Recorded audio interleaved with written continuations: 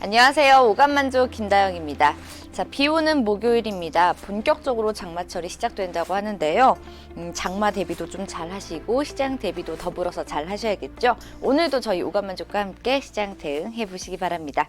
자, 제 옆에는 오늘의 전문가 이영재 전문가님 모셨습니다. 인사 나눌게요. 안녕하세요. 네, 안녕하십니까. 오늘도 여러분들과 주식 이야기를 진행할 이영재입니다. 네, 자, 뭐 다들 7월 하반기 시장부터 시장의 썸머 랠리가 펼쳐질 것이다, 괜찮을 것이다 라고 예측을 했지만 그 예측을 뒤집으면서 지금 7월 10일 남짓 좀 지났거든요. 네. 근데 좀 대폭락작이 이어지고 있습니다. 일본과의 수출 규제로 인해서 시장이 좀 발목이 잡힌 모습인데 오늘 시장 좀 어떻게 보시나요? 다들 썸머를 기대할 때 네. 제가 말씀드렸지만 제일 유력한 거는 저점을 좀 높인 상태에서 접었다 가는 게 유력하다고 계속 지속적으로 말씀을 드렸고 네. 지난주에 말씀드렸을 때 저희가 예상해 열어놓은 범위가 코스피 기준 2050선, 코스닥 기준 6650선 말씀드렸어요. 네. 이제 결과가 나와서 그런 얘기 하는 거 아니냐. 지난주 방송을 보시면 됩니다. 지난주 방송을 보시면 네, 또 이렇게 맞춰주셨어요. 지난주 목금요일 방송을 보시면 됩니다. 네네.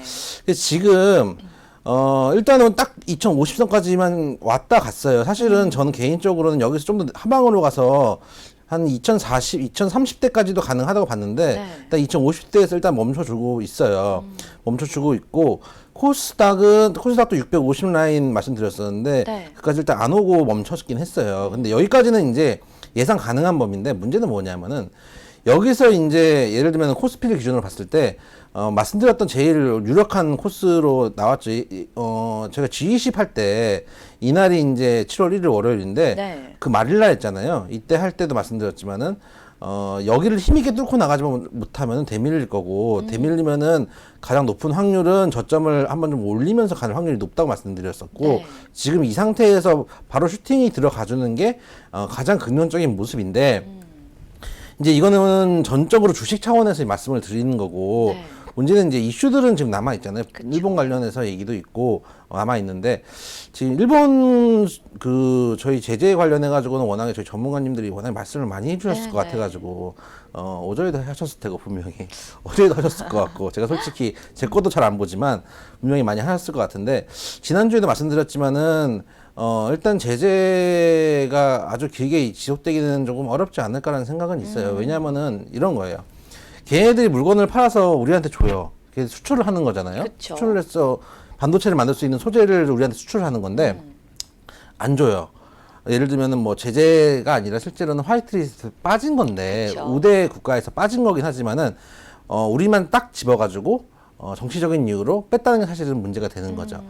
근데 이제 예를 들어서 화이트리스트 빠진 거지 네. 왜 수출 안 하겠다고 하는 건 아니잖아요. 그런 측면에서 만약에 실제로 경기에는 큰 영향을 안 미칠 가능성도 있고 예를 들어서 럼프용이 같은 경우는 관세를 때리잖아요. 네. 관세를 때리면 실제로 내국인들도 관세가 외국에서 수입되는 수입품이 관세가 붙기 때문에 중국 물건들이 관세가 붙기 때문에 네. 내국인들도 사실은 비싸게 사야 되고 물가를 건드릴 수 있는 리스크 요인도 있어요. 근데 결국은 나라 입장에서는 관세 수입을 올리고 있는 거죠.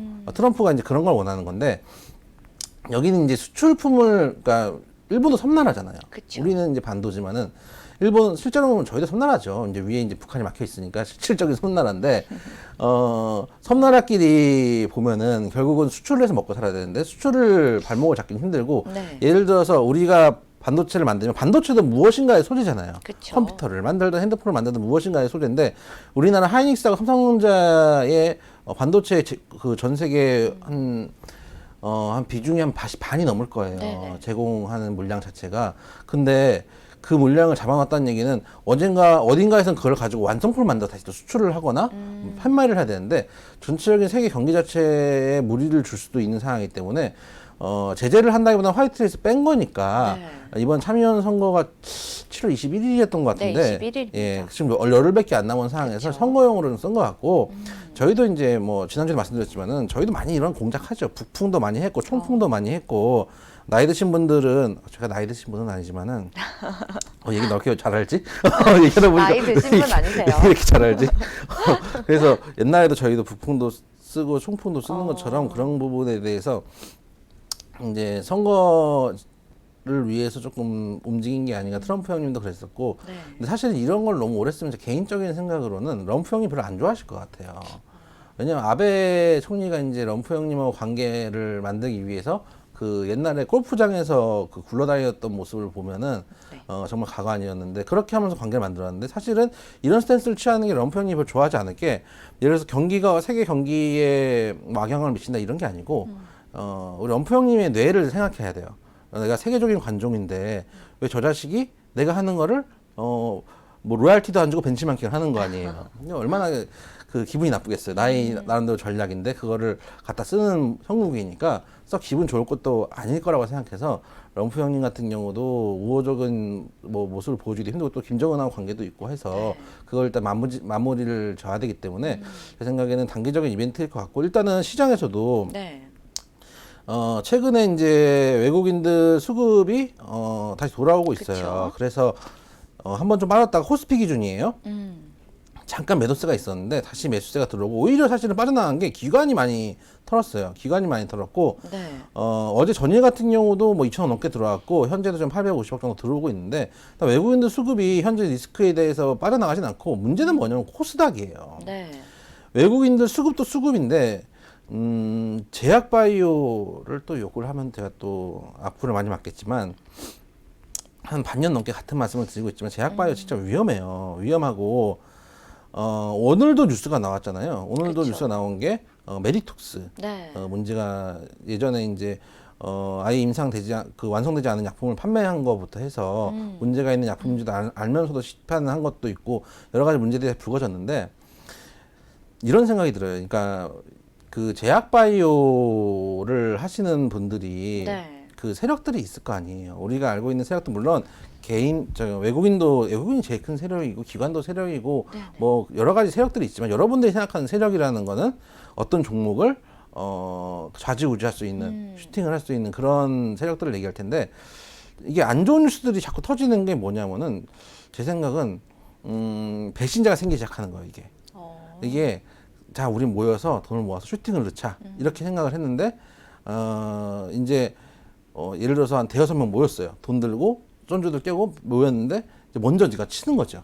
누군가 매도를 치는 경우도 있고 그래서 뜬금없이 떨어지는 경우도 좀 많이 있는 것 같아요. 그런 측면에서 제약바이오가 지금 시총이 너무 크기 때문에 코스닥은 650선에서 일단은 지지는 돼주고 있는데 그까지 내려오지도 않았지만은 만약에 그까지 내려오고 부러뜨릴 가능성도 좀 있지 않은가. 그러니까 코스피에 비해서는 코스닥은 좀 위험해 보이고 코스닥 같은 경우는 만약 650선 깨게 되면은 조금 고민을 해보셔야 될 것 같아요. 그 당시에 그때 제가 방송하면 또 말씀을 드릴 텐데 지금 코스닥은 보시면 전저점 레벨에서 밑으로 깨고 내려왔어요. 그쵸. 깨고 내려온 형국이고 잘라먹은 형국이고 코스피 같은 경우는 지금 전저점 레벨에서 위에서 저점을 올려가는 형국이 현재 시점만 봐도 만약에 이제 나중에 더 부러질 수도 있고 뭐 올라갈 수도 있겠지만 현재 시점만 봐도 저점을 올리고 턴을 돌아주는 자리고 코스닥은 저점을 아예 부시고 내려오는 자리이기 때문에 네네. 사실은 계속 끌고 가기는 조금 부담스러운 영역이고 제약바이오는 제가 계속적으로 뭐 말씀을 부정적으로 드리긴 했지만 네.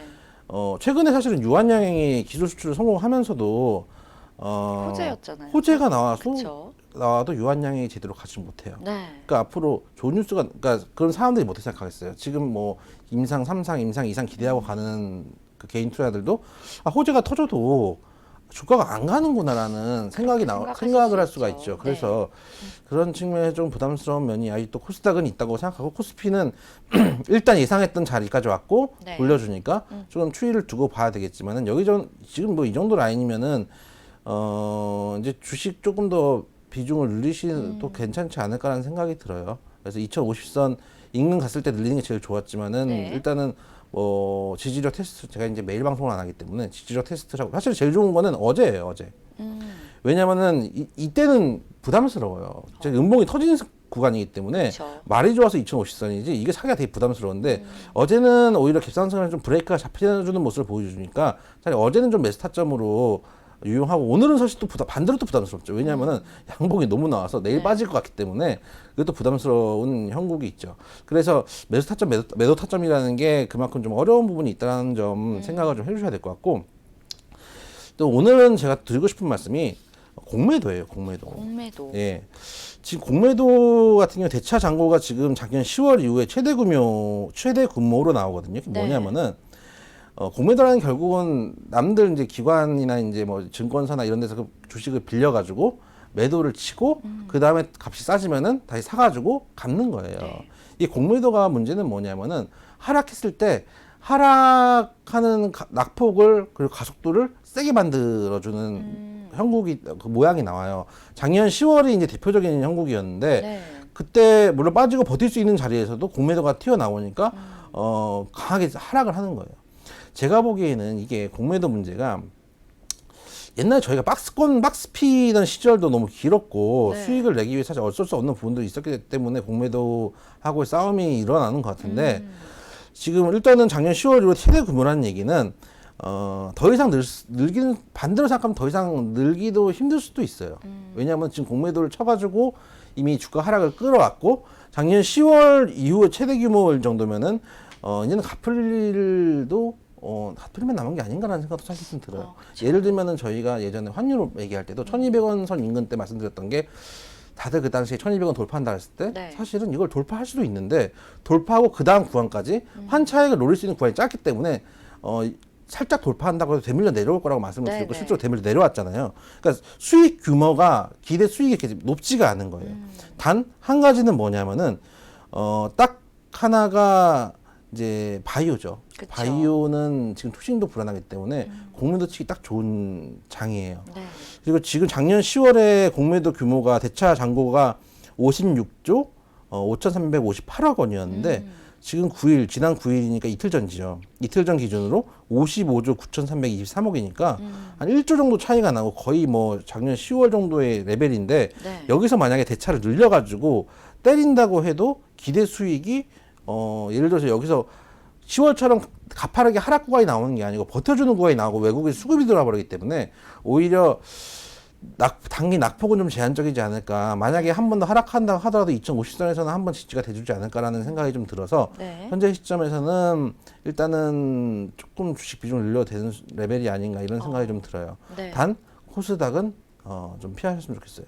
왜냐면 이제 이론적으로는 그래요. 코스피보다 코스닥이 낙폭이 컸기 때문에 네. 낙폭이 큰 애들이 반등도 빨리 나올 수 있어요. 빨리 나올 수 있는데 여러분들 지금 방송 보시는 분들 대부분이 전업을 하시는 분이라기보다는 재테크를 하시는 분들이 그쵸. 많잖아요. 네. 그런데 예를 들어서 바이오 같은 경우는 단기 슈팅이 나올 때 스킬이 나오지만 그때 어떤 일부라도 매도를 해서 대응을 해야 되고 단기 낙폭이 뭐 악재가 떠가지고 장중이라도 하락을 하면은 바로 매도를 쳐야 되는 빠른 매매를 해야 되는데 네. 여러분이 대응을 못 하잖아요. 그러니까 여러분들 매매 포지션에 맞지 않는 포지션일 수도 있고 예를 들어서 일본발 악재가 터졌다 그래도 삼성전자 하이닉스 하루 막 10몇 프로씩 빠지는 게 아니란 말이에요. 그렇죠. 근데 얘들 하루에 30%씩 빠질 수 있는 애들이에요. 그 덩어리 큰, 뭐 옛날에 코롱 생명과학이나 뭐 최근에 신라젠도 10% 넘게 빠졌었는데 네.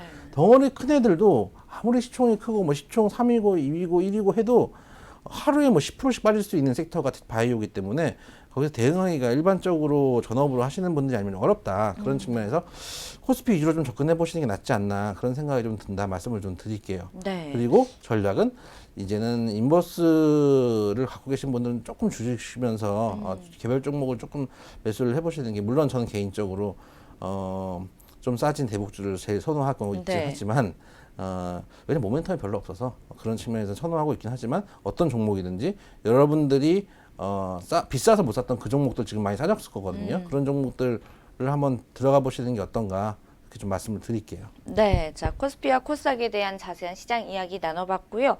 그 다음에 개별 종목 접근이 좀 가능하다고 말씀을 해주셨어요. 그러니까 개별 종목 옥석 가리게 좀 집중하시면 좀 좋을 것 같다는 생각이 듭니다. 말씀 잘 들어봤고요. 자, 오늘 이영재 전문가께서 핀테크 관련주를 준비해 주셨다고 합니다. 뭐 핀테크 관련주 1탄을 준비해 주셨는데 왜 갑자기 핀테크 관련주를 준비해 주셨는지 궁금하거든요. 네, 요즘 생각을 해보니까 네. 제약주도 너무 많이 했고 대북주는 거의 뭐 대북주 성애자 뭐 수준이기 때문에 그렇기 때문에 대북 이영재잖아요. 그렇죠. 네. 거의 뭐 북한으로 가라 수준이기 때문에 이거 안 되겠고 그러다 보니까 조금 소외되어 있는 섹터들, 요즘 또 워낙에 핫한 섹터들은 다들 많이들 방송에서 얘기하는 부분들도 있고 해서 조금 소외되어 있는데 비전이 네. 좀 있는 데가 어딜까 하다가 네. 일단은 이번 주는 이제 오늘 내일에서 핀테크 종목들 조금 살펴보는 게 어떤가라는 생각이 들어가지고 핀테크 관련주도 좀 가져 나왔고요. 요즘 네. 사실은 한때 핫했던 애들인데 네. 요즘 뭐 많이 이제 화제가 되지 않는 섹터들인데 그쵸. 아직도 사실은 발전 가능성이 있다고 생각이 돼서 한번 좀 가져 나와봤습니다. 네, 뭐 대북 리영재께서 네, 그렇죠. 말씀해주시는 네. 말씀해주시는 핀테크 관련주 오늘 1탄이고 내일 2탄 준비해주신다고 네. 하신 거죠?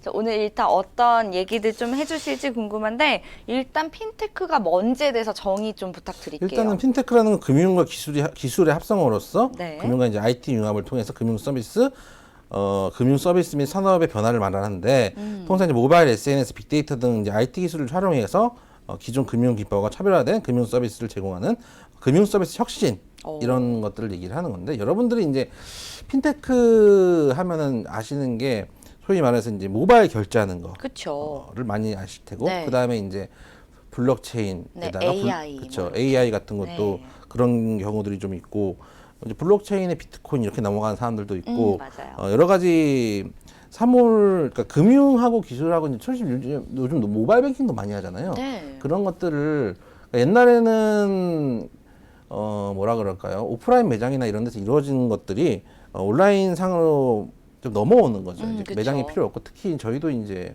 온라인 쇼핑 많이 하잖아요. 인터넷 쇼핑 진짜 많이 하죠. 진짜 많이 네. 하고 또 요즘 저희가 얼마 전에 그 식사를 같이 하면서 네.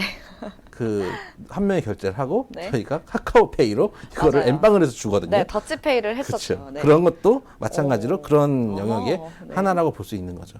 우리가 모르는 일상에서 핀테크 기술 우리는 사용하고 있다. 네. 이렇게 말씀을 드리고 싶은데 네.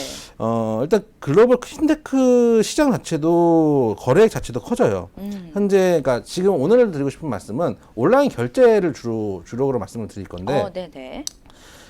이제 글로벌 핀테크 결제액 이제 거래액을 이제 말씀을 드리면은 2017년에 최근에 원래는 2014년부터 보시면은 2014년에 1조 네. 5,925억 정도 레벨이었는데 지금 2018년 작년 네. 기준으로 3조 5,255억 정도 레벨이에요. 2조가 늘었네요. 그럼요. 그러니까 가파르게 올라가고 있기 때문에 네. 제 생각에는 앞으로도 우리가 이제 오프라인 매장보다는 온라인 매장에서 많이들 이제 구매를 하게 될 가능성이 그쵸. 높고 또 저희보다 이제 저희 세대보다 또 이제 앵커님 세대보다 네. 젊은 이제 더 후손 세대라고 그렇죠. 해야 되나요? 옛날 세대 후손이라니.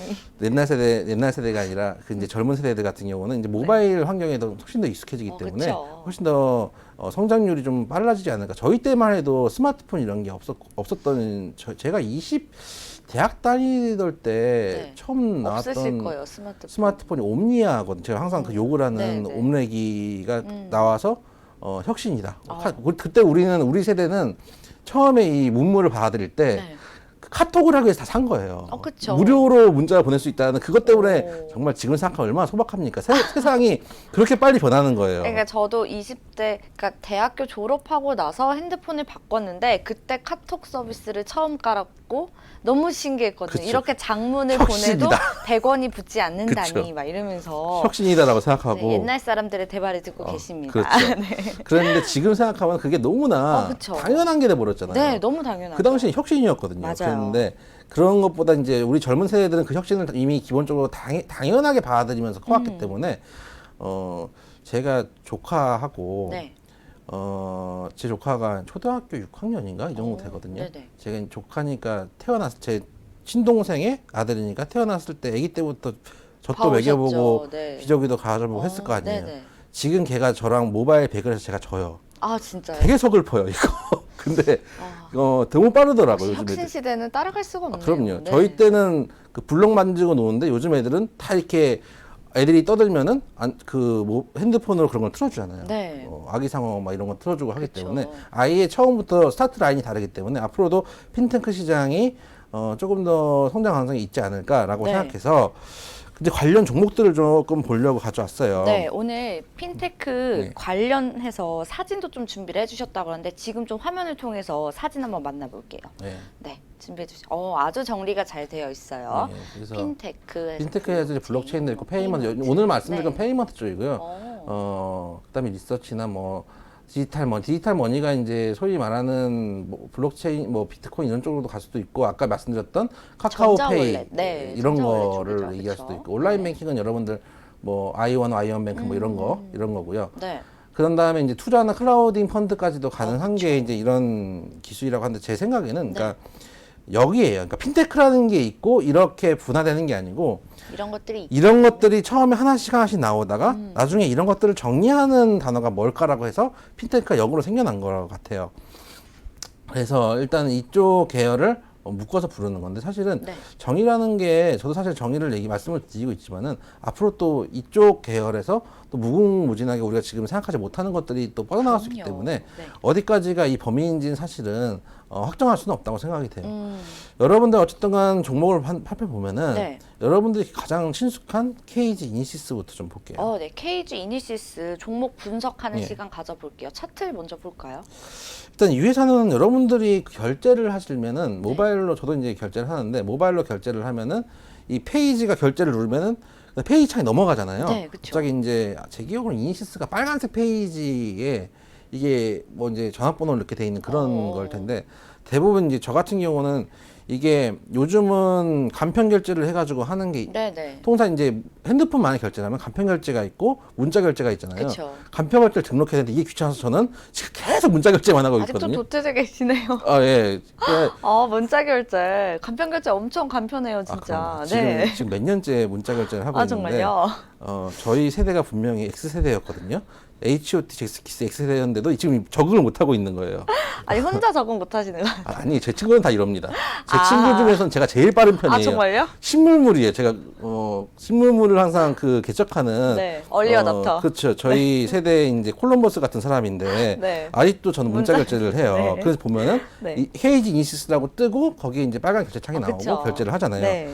그래서 여러분들이 제일 잘 아는 회사일 거고, 네. 전자지불 결제업을 주사업을 하고 그쵸. 있고요. 국내 최대죠. 네. 전자결제 사업을 하고 있고, 이제 암호화 인증 기술, 데이터 보호 기술, 전자 서명 기술 이런 것들을 가지고 있는 인터넷 전자결제 서비스 분야 1위 기업이라고 돼 있는 회사가 KG 이니시스예요. 그렇습니다. 올해 같은 경우는 이제 올해 1분기 매출액은 2.41% 감소했으나 영업이익은 12.37%. 그러니까 처음에 초도 비용이 든 게 있을지 몰라도 이게 사실은 관리 비용은 들지 몰라도 계속 비용이 드는 게 아니라 영업이익률은 좀 높아질 가능성도 좀 있지 않은가라는 부분도 있고, 그래서 여러분들이 잘 알고 있는 이니페이나 이런 서비스들을 하고 있는 회사이기 때문에 여러분들이 어떤 회사인지는 잘 아실 거라고 생각하고, 네. 또 여러분들 1번과 이런 데서 하실 때 다 쓰시는 서비스니까, 그렇죠. 중요한 거는 이제 제가 뭐 자주 드린 말씀인데, 이 회사가 어떤 일을 하고 어떤 모멘텀이 있고 이런 것들은 당연히 파악하셔야 돼요. 네. 근데 가장 중요한 거는 이 회사의 주식이 가느냐 안 가느냐가 가장, 앞으로 상승 여력이 있느냐가 가장 중요한데, 네. 지금 KG 이니시스 같은 경우는 차트를 한번 보시면은 한때 이게 테마가 엮였죠. 테마에 엮여가지고 이게 한 번은 핀테크 결제 사업 해가지고 정부 규제 완화도 좀 있었고 해서 그 최근 일이긴 하지만은, 최근에 예전에 한번 2017년, 18년 해가지고 상승 추세를 강하게 준 적이 있어요. 강해졌다가 지금 이제 흐르는 자리인데, 예전에도 말씀드렸지만 한번 조정을 주면은 이렇게 조정을 줬다가 조정만 주고 끝나는 게 아니고 그다음에 옆으로 눕는 경우들이 많아요. 그쵸. 옆으로 눕잖아요. 옆으로 눕고 여기 한 빠졌고 장이 안 좋을 때 이번에 4월, 5월 단 빠지고 그다음에 반등을 주려고 지금 꿈틀꿈틀 되고 있는데, 네. 일단은 업종 자체는 나쁘지 않고 앞으로도 성장 가능성이 있는 업종이기 때문에 제 생각에는, 그러니까 기술적으로 매도 타점을 본다면은 네. 제 생각에는 지금 신규로 들어가시기에는 사실 조금 애매하긴 해요. 왜냐하면은 지금 음봉이 좀 많이 나오고 있거든요. 지금 거래량이, 그러니까 매수 타점으로 봤을 때는 지금 뭐 이평선에 걸려 있고, 네. 한데 현재 가격대가 지금 매물 가격대이기 때문에 쉽사리 뻗어나가기가 좀 쉽지 않아 보여요. 네. 그리고 위에 장기 입형대들도 있기 때문에 이게 다 저항선으로 작용을 할 가능성이 높거든요. 그리고 예전에 이쪽 구간을 보면은 장기 입형대를 뚫고 올라갔다고 해도 네. 이게 제가 말씀드렸지만 한번 뚫고 장기 입형 때 와서 조정을 주면은 이때가 원래 매수 타점이 될 가능성이 높은데 네. 여기서 가지를 못하고 도로 쓸려 내리잖아요. 그렇기 때문에 제 생각에는 지금 당장 들어가기는 좀 힘든 종목이라고 생각은 해요. 네. 그러나 가지고 계신 분들은 보유의 영역이다 말씀을 드리고 손절가는 14,000원 정도 생각해서 대응하시면 큰 문제 없겠다 말씀을 좀 드리겠습니다. 네. 자, KG 이니시스 같은 경우는 우리에게 굉장히 친숙한 종목이죠. 그래서 많은 분들이 좀 아실 거라고 생각하고 관심도 많으실 거라고 생각이 드는데요. 지금 신규로 진입하기에는 조금 매수 타이밍이 애매하다라고 말씀해 주셨고요. 가지고 계신 분들은 보유는 가능하지만 손절가는 14,000원 정도 잡고 대응을 하셔라 이렇게 좀 말씀을 해 주셨습니다. 자, KG 이니시스까지 종목 분석해 봤고요. 다음 종목도 궁금해요. 다음 종목도 좀 익숙한 종목인데 어떤 종목인가요? 나이스 평가 정보입니다. 네, 자, 이 종목 한번 볼게요. 이 나이스 평가 정보 같은 경우는 여러분들 이제 옛날에는 요즘은 그 토스나 이런 거를 통해 가지고 우리가 이제 신용 등급이나 이런 것들을 무료로 쉽게 확인할 수 있는데 네. 옛날에 어떻게 했냐면은 나이스를 통해서만 확인할 수 있었어요. 그러니까 여기 있는 정보를 개인 신용 정보를 제가 알기로는 토스나 이런 데서 끌어다 쓰는 거예요. 그러니까 옛날에 그래서 저희가 이제 금융권에 이제 사회 초년생 때 이제 금융 쪽에 있었는데 네, 네. 이런 증권 금융 말고 이제 돈 왔다 갔다 하는 금융 쪽에 있었는데 그때 이제 저희가 입사를 하니까 왜 웃으세요? 네, 아니요. 주식이 왔다 갔다 하는데 말고 돈이 왔다 갔다 하는 너무 잘 어울리셔서. 아 그래요? 그 여기서 이렇게 네. 있고 옛날에 이제 그런 뭐 하다가 재밌게 일을 한다고 네네. 제가 상사들 있을 때 이렇게 팔토시 이런 거 있잖아요. 팔토시 끼고 이렇게 해가지고 덩치 이렇게 하고 있으면은 그 옛날 정주나 정총무. 정총무 느낌도 나고 그러던 시절이 있었는데 네네. 그 당시에 이제 입사를 하니까 뭘 주냐면 종이 같은 걸 이렇게 줬어요. 그러니까 입사했으니까 선물하고 줬는데 네. 거기에 시리얼 넘버 같은 게 적혀 있고 이거를 가지고 나이스 사이트에 들어가 가지고 네네. 시리얼 넘버를 입력을 입력하면? 하면은 무료로 자기 신용 정보를 조회할 수 있다 그랬어요. 오. 그래서 해봤어요. 네. 해봤었는데 이게 원래 다 자기 개인 정보를 조회하는 게 유료였던 거예요. 그 당시에. 십몇 년 전 얘기죠, 이것도. 네, 그렇군요. 유료였다가 이제 저희 같은 경우는 금융회사니까 이제 나이스하고 거래처니까 그냥 주는 거예요. 주고 이제 하나 주길래 네. 해보고 그랬었던 기억이 나는데 그래서 이제 그런 개인 신용정보 부분에서는 뭐 거의 압도적인 그쵸. 사업이고 또 이런 걸 플랫폼화 해가지고 토스나 이런데 하고 이제 아마 협업을 하고 있는 그런 부분도 매출에 도움이 될 것이고 네네. 거기다가 이제 기업 정보 제공도 하고 컨설팅 개인 이제 기업 정보 같은 경우는 유료로 받는 서비스도 지금도 있거든요. 그거는 그쵸. 그런 것들도 제공하고 있고요. 자산 관리 부분에서도 수익을 창출하고 있고 특히 채권회수 대행 같은 자산 관리 사업이나 개인 정보, 신용 정보, 솔루션 관련 매출 이런 것들도 하고 있는 회사이기 때문에 네네. 일단은 국내에서 유일하게 개인 신용 정보와 기업 신용 정보 사업을 모두 영위하고 있는 회사다라고 그쵸. 생각을 하시면 된다. 네. 여러분 지금 여의도에 이제 있는 회사인데 제가 이 종목은 이제 네. 회사는 여러분 다 아시는 회사일 테니까 이제 주가 정의 측면에서 보시면은 네. 제가 이 종목은 정말 사실은 싫어하는 종목이에요. 왜요? 이유가 있나요? 작년 12월에 네. 이 차트일 때 네. 사실 얘가 갈 것 같더라고요. 아. 갈 것 같아서 진입을 했다가 네. 올해 1월에 제가 대북주를 막 밀던 그 시절에 네. 대북주로 교체 매매를 했다는 거죠. 대북주 교체 매매를 해서 대북주에서 물론 많이 먹을 수 있어 수익을 올렸는데 네. 문제는 얘도 엄청나게 갔단 말이에요. 그러네요. 물론 이게 내가 이제 수익을 올린 건 별 생각이 안 나고 아쉬운 거. 남들 거 간 것만 이렇게 잘 보여요. 묘하게 그러더라고요. 여러분도 그러네요. 주식하다 보면 그럴 거예요. 특히 얘 같은 경우는 급등락을 한 게 아니라 추세적으로 타고 왔기 때문에 너무 먹기 좋은 탐스러운 아이였는데 결국은 한번 빠지고 나니까 그러니까 이미 뭐 익절을 해버리고 나오면은 네. 재진입하기가 어려운 구간이 그쵸. 돼버리잖아요. 또 가지고 있는 종목들도 있고 하니까 네. 재진입하기 어려운 거야 되는데 솔직히 한번 저 같은 경우 빠져나온 애들은 관종에서 주워버리기 때문에 당분간 안 보거든요. 안 그러니까 안 보기 때문에 보니까 이런 흐름이 나온지 모르셨군요. 오늘 보고 네. 아 오늘 보셨어요?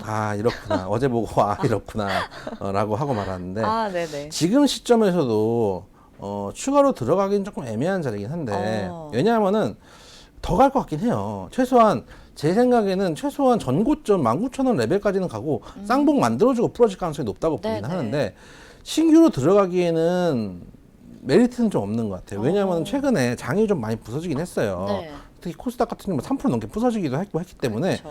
이런 장에서 되돌릴 때는 오히려 많이 부서져가지고 가끔 메리트가 있는 아이들 위주로 들어가야지 슈팅이 좀 빨리 나오는 경향이 있거든요. 네, 네. 그런 측면에서 지금 신규 접근하기 좀 어려운 측면이 있다고 생각이 돼요. 그럼에도 불구하고 갖고 계신 분들 입장에서는 네. 충분히 가져갈 수 있지 않은가 그런 생각이 좀 들어서 현재 시점에서도 보유 가능한 영역이고 특히 올해 1분기만 해도 영업이익이 9.26% 증가했고 당기순이익도 8.1% 증가. 계속 영업이익도 양호한 회사이기 때문에 지속적으로 좀 가져가 보셔도 되지 않을까. 단지 좀 걱정되는 거는 네. 최근에 한 반년 동안 지금 상승 추세를 보여줬기 때문에 그렇죠.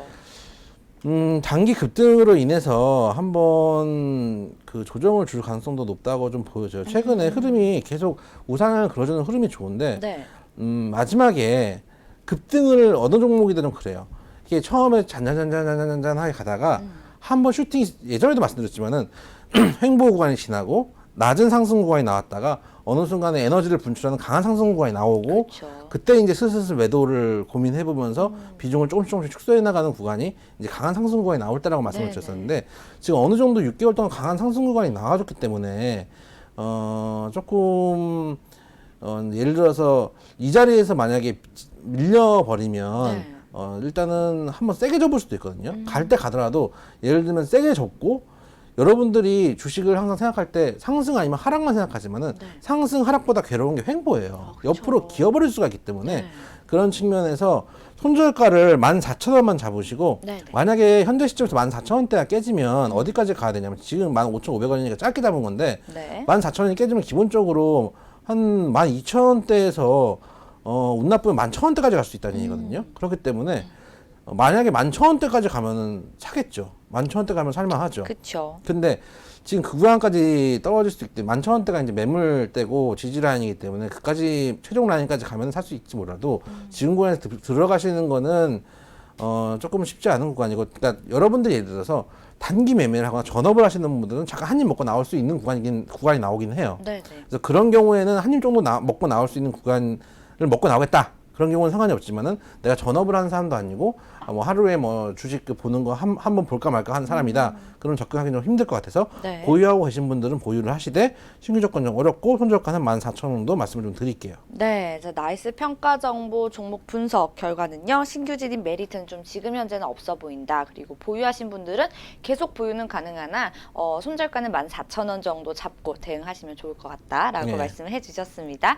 자, 그렇다면 이제 세 번째 종목도 볼게요. 지금까지는 계속 익숙한 종목인데 이 종목도 굉장히 익숙해 익숙하죠. 보이는 종목이거든요. 어떤 종목이죠? 다날입니다. 네, 다날. 다날 한번 종목 분석 먼저 시작해 보죠. 일단은 원래는 이 회사가 소프트웨어 개발, 수출, 판매 등을 목적으로 만들어진 회사인데 네. 이제 국내외 휴대폰 결제 서비스 이제 약간 이제 KG 이니시스처럼 네, 그렇죠. 결제를 하면은 똑같이 다날 이런 문구가 뜨면서 결제 창으로 넘어가는 맞아요. 경우들이 많은데 네.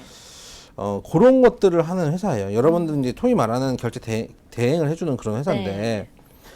매출은 이제 주로 이제 커머스 사업 부분에서 나오고 디지털 컨텐츠 사업에서도 한 6.19, 프랜차이즈 부분에서 한 10% 정도 나오는데 주로 이제 커머스 사업 부분에서 86% 정도 나오니까 네. 대부분 이제 쇼핑몰 같은 거 하면서 여러분들이 이제 쓰시는 서비스예요. 그쵸. 수수료를 내면서 쓰시는 서비스인데 네.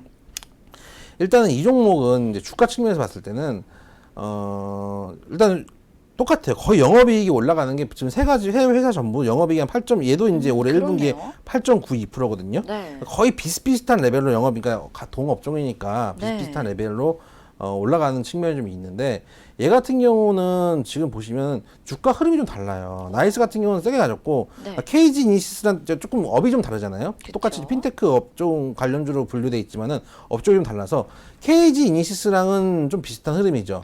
한번 세게 줬다가 네. 좀 흘러내리고 네. 다날도 한번 세게 줬다가 나름대로 그쵸. 흘러내리고 근데 그 두 종목마저도 흐름이 뭐 아주 똑같지는 않다라고 말씀을 드리고 싶고 네, 네.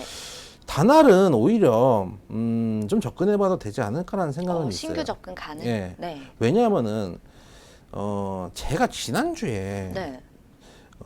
히든 챔피언이라고 말씀드렸던 종목이 하나 있어요. 대북주하면서 서한기계공업인데 그때 이제 대부분 이거는 정통으로 걸려 있는 종목은 아닌데 차트가 너무 이쁘더라라고 말씀드렸던 게 맞아요. 뭐냐면은 기억이 납니다. 그 당시에 제가 드렸던 말씀이 한번 이 자리에서 거래량이 터지면서 한번 매물 잡아 먹어주고 이 자리를 유지해주고 있기 때문에 네네.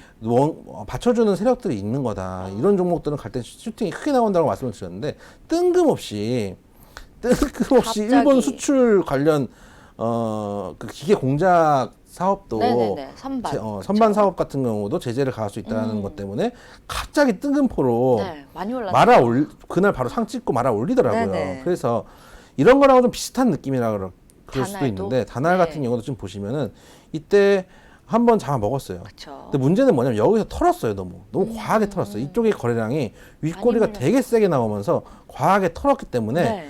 일단은 한번 매물을 잡아먹고 한번 차익 실현을 했어요. 그 다음에 빠졌는데 현재 시점에서도 지켜줘야 될 자리를 정확하게 지켜주고 있어요. 그러니까 오히려 이런 차트 같은 경우에 따라서는 단기 세력들이 매물을 잡고 있다가 요만큼 가서 털면서 단기 수익을 얻었다고 볼 수도 있고 네. 혹은 한번 차익 실현하고 재차 진입할 수도 있거든요. 왜냐하면 이게 들어간 돈이 얼마인데 요만큼 먹고 예를 들어서 생각해 보세요.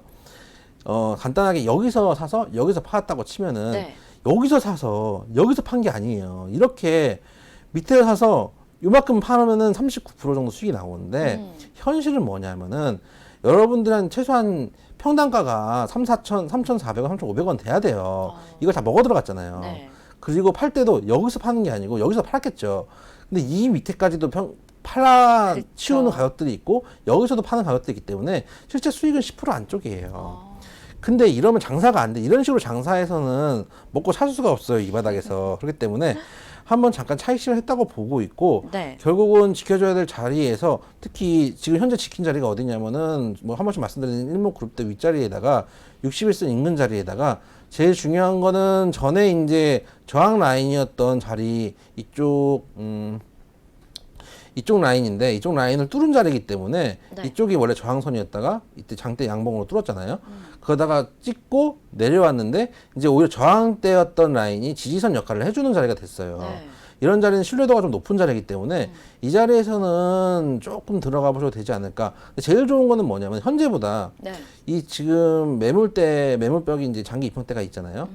그러니까 만약에 들어가실 거면은 분할 매수를 한 5분할 이상 한다고 생각하시고 네. 여기서 제일 좋은 자리는 여기서 갔다가 장기 입형대에서 밀려 내려오고 여기서 지지받는 거를 확인하고 여기서 예측 매매를 하는 거죠. 예측 매입을 했다가 깨고 내려오면 손절이요. 올라가면 보유. 이런 식으로 대응을 하시는 게 제일 좋고 만약에 이렇게 바로 슈팅을 가면 어떡하냐라고 생각을 하신다면 여기서부터 조금씩 그러니까 예를 들어서 내가 100주를 살 거다. 그럼 한 10주 담아보시고 분할 매수. 그럼요. 완전 분할 매수. 그러니까 10분할 매수 저 같은 경우 진짜로 20분할 30분할 매수 30분할 매도도 해요. 정말요? 왜냐면은 이게 예전에는 네. 상한가를 가요. 예를 들면 상한가 가기 전에 막 24, 25%까지 가잖아요. 네. 24, 25%까지 되게 잘 버텨요. 누구든지. 근데 24, 25%가 되면은 네. 이거 윗골이 지금 보면 아까도 보였던 다날 같은 경우는 윗골이가 이만큼 나오잖아요. 그쵸. 윗골이 이만큼 내고 이런 차트 이때도 보면은 고가가 18.9%거든요. 네. 이까지가 다 되밀려 내려오잖아요. 맞아요. 내가 이 꼴을 당하면 어떡하냐. 그래서 부들부들하기 시작하는 불안한 순간이 마음에, 와요. 네. 근데 그래서 옛날에는 예를 들어서 저 같은 경우는 그 주식하기 한 몇 년 전만 해도 초창기만 해도 버텨야 돼. 세력에 힘들기에 털리면 안 돼. 난 지지 않을 지지 거야. 않을 거야. 그리고 그냥 그 다음에 이렇게 윗꼬리가 나오면 털릴 걸 이러고 난 졌어. 상한가를 가면은 역시 잘 버텼으라고 하는데 그렇게 하는 게 아닌 것 같아요. 털면은 그쵸. 예를 들어서 내가 100주가 있다. 그럼 털면은 오케이 5주라도 주는 거예요. 거기다가 예를 들어서 조금 팔았는데 20%까지 돌파했어요. 그럼 또 한 5주 주고 조금씩 이렇게 매도를 아주 소비 중이라도 매도를 하면은 네. 그 다음부터 마음이 평화가 찾아와요. 그래서 버틸 수가 있었어요. 그렇군요. 그리고 오히려 예를 들어서 고가에서 한 팔았는데 이제 그 윗꼬리에서 되밀려 내려오잖아요. 이 자리에서 판 가격이기 때문에 네. 오히려 밑에서 내가 생각하는 분봉 라인이 깨졌을 때 예를 들면 아예 위에 자리에서 하나도 안 팔았으면은 내가 아까 이 가격에 팔 수 있었는데 이제 싸졌을 때 팔아야 되잖아 라는 생각 때문에 또 못 팔아요. 그리고 그대로 계속 윗골이 내는 걸 보고 있는데 네. 위에서 조금이라도 비중을 줄여놓으면 심리적으로 밑에 내려갔을 때 위에서 팔았으니까 조금씩 더 줄여갈 수가 있어요. 그러면서 차익 실현할 수가 있어서 저 같은 경우는 거기다가 이제 한번 팔고 분할 매수를 하다가 전량을 매도 안 하면은 네. 예를 들어서 이 종목 같은 경우도 한번 자리가 오니까 다시 재반등을 하잖아요. 그쵸. 종목을 미리 갖고 있고 예를 들어서 이쪽 라인에 미리 저항선 뚫기 전 라인에 들어갔다고 치면은 현재 자리에서 수익권이잖아요. 수익권이면은 오히려 불타기가 되게 쉬워요. 난 이미 수익을 확보해 놓고 있는 상태에서 차익 실현 한번 했기 때문에 다시 재차 불타기를 들어갈 수가 있는 구간이 나오기 때문에 저 같은 경우는 아주 거의 뭐 채를 치듯이 매매를 하는 채치기 네네. 매매를 하고 있기 때문에 네네. 그건 이제 그 전업을 하거나 저 같은 경우 전업을 오래 여유가 좀 있으신 했으니까 분들이. 네. 하는 거지.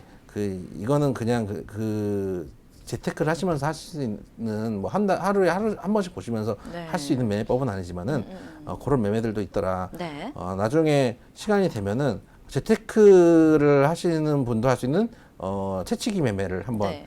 특강으로 한번 준비해 주세요. 예, 준비를 한번 해보도록 네. 하겠습니다. 그래서 다날 같은 경우는 현재도 네. 조금씩 분할 매수를 들어갈 수 있는 구간이고 보유하고 있는 부분은 당연히 보유 의견이고요. 네. 손절가는 혹여나 모르니까 음. 아까 말씀드렸던 지지라인 3,400원 정도 인근을 네. 종가 기준으로 잡아서 지금 3,400원 한번 지지를 줬는데 네.